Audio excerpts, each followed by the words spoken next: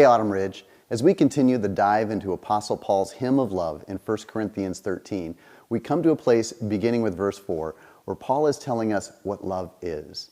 The word Paul uses for love here is agape, which is not the emotional word of love that we commonly use like, I love pizza, or I love the special occasion when the Vikings win, but the action word of love. This passage, love acts. So here in verses 4 and 5, Paul tells us that love is patient, love is kind, it does not envy, it does not boast, it is not proud, it does not dishonor others, and it's not self-seeking, it's not easily angered, and it keeps no record of wrongs.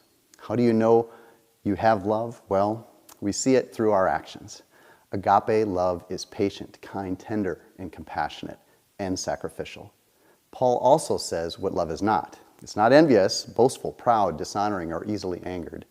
Now, I don't know if you're one to be easily angered. Our world seems to be in a bit of a mess these days, and some folks seem to get angry about just about everything.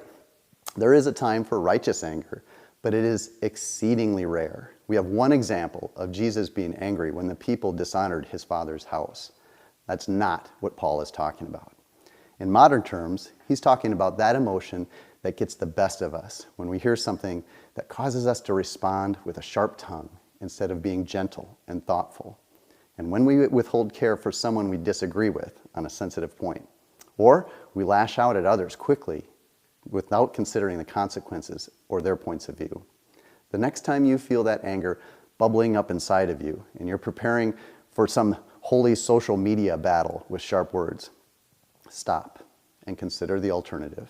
Remember that the love Jesus showed to us by sacrificing himself on the cross was done in spite of our sin. While we were still sinners, he died for us. He showed us love when we certainly didn't deserve it. And you are called to do the same for others.